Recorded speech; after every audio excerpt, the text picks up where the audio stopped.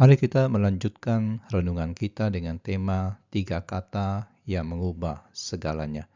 Yakobus pasal 4 ayat 15.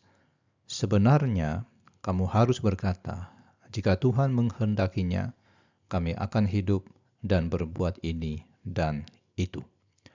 Saudara, ada sebuah ungkapan Latin kuno yang dikenal luas di kalangan orang Kristen, yaitu Deo volente. Jika Tuhan menghendaki. Tiga kata yang sederhana ini telah diucapkan oleh orang percaya selama berabad-abad. Namun apakah kata-kata itu sekedar tradisi verbal atau benar-benar mencerminkan sikap hati kita? Setelah menegur arogansi para pedagang yang merancang masa depan tanpa Tuhan dan mengingatkan mereka tentang kerapuhan hidup, Yakobus kini memberikan solusi yang positif. Seharusnya kamu berkata, jika Tuhan menghendakinya. Perhatikan bahwa Yakobus tidak hanya mengatakan jika Allah menghendaki, tetapi dia berkata jika Tuhan menghendaki. Kata Tuhan atau Kyrios menunjukkan bahwa ia bukan sekedar kekuatan ilahi yang abstrak, tapi pribadi yang berdaulat, yang harus ditaati dan dihormati sebagai penguasa atas hidup kita. Hal yang menarik adalah Yakobus memasukkan dua hal ke dalam kehendak Tuhan. Kami akan hidup dan berbuat ini dan itu.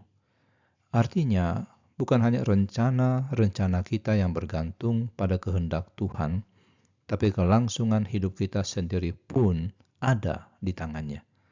Setiap nafas yang kita hirup, setiap detik yang kita jalani adalah anugerah dari Tuhan yang berdaulat. Namun saudara, penting untuk dipahami bahwa Yakobus tidak mengajarkan fatalisme. Mengakui kedaulatan Tuhan bukan berarti kita pasif dan tidak melakukan apa-apa. Kita tetap merencanakan, tetap bekerja, tetap bermimpi, tetapi semuanya dilakukan dengan kesadaran yang penuh bahwa Tuhan adalah Tuan atas semua rencana kita.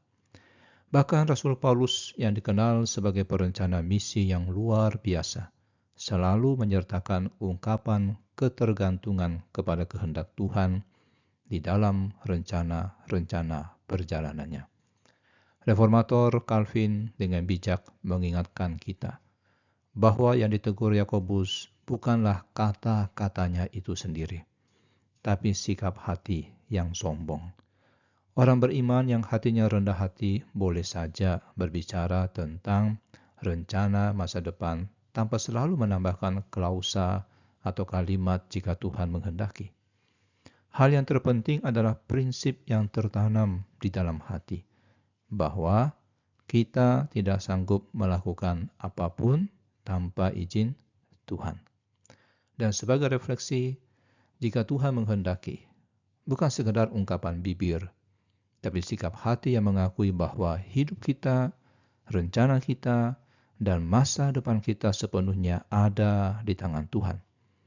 Ketundukan kepada kehendak-Nya adalah wujud iman yang sejati. Mari kita berdoa.